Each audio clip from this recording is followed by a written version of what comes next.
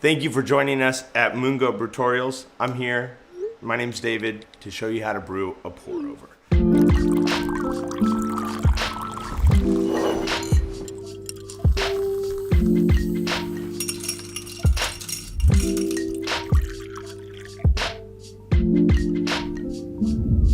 So, we're going to start with the 4 fundamentals, the most important things when brewing a pour over: good coffee, good water, getting your grind correct, and proportioning everything. So we'll start with a scale. Super important investment into your kitchen repertoire, because this will help you measure your coffee, but this is gonna help you more than you know. So I'm gonna weigh out a really simple measurement. On the internet, you hear most recipes saying 1 to 16 or something crazy like that. I'm gonna say you're gonna use 25 grams of coffee, or if you only have volumetric measurements, that's a 1/4 cup leveled off of coffee. Whole coffee or ground, doesn't matter the difference. And I'm gonna go grind this to the right ratio, and then I'll show you guys what that looks like. All right, for coffee grounds, you're looking for a size that's close to kosher salt. So you'll be able to tell if it's the right size, if it's not as fine as table salt, but a little bit coarser. So with the scale, I put on something to catch it. Could be a mug, but right now I've got this fancy decanter. You can also get these at moongoat.com. And we'll tear that out with a brew funnel on top and a filter.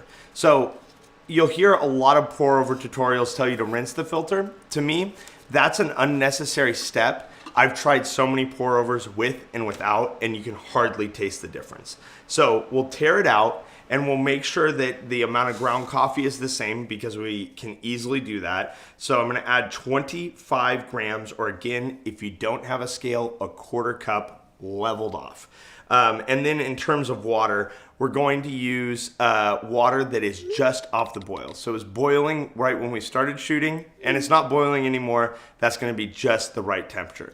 Anywhere between 195 and 205, it's not gonna make as big a difference as long as it boiled just a minute or two ago.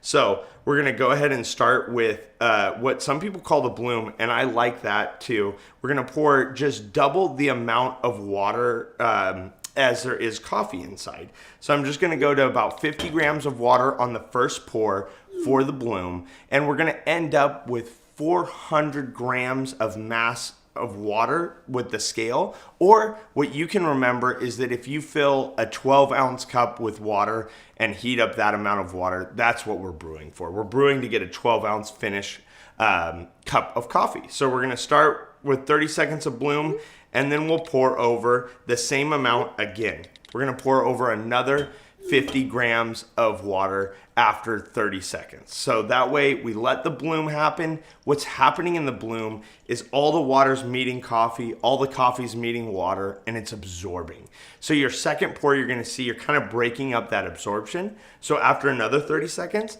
I'm gonna actually pour 100 grams of water, or double what we had on the first 2 pours. So we went from 50 grams to 50 grams and now 100 grams. So I've got 200 grams showing on the scale in order to show you that you have the right amount of water. We're gonna let that go for 30 seconds. So you're gonna see a pattern starting to occur here. We're gonna brew 30 seconds in between each brew pulse, and we're gonna brew a multiple, an easy to remember multiple of the coffee we started with. So we're at 1 minute, 30 seconds, and we're gonna go to 100 grams more, or 300 grams in total on the scale. So we're 145. I get a chance to talk for a second about not the numbers, and say what you should be looking for is just even. We're brewing evenly across the bed of coffee the whole time. So as we approach the 2-minute mark, guess what I'm doing? That final 100 gram pour. So we went from no coffee to 1 personal cup of coffee in just 2 minutes. And once this is done brewing, 2 minutes and a half.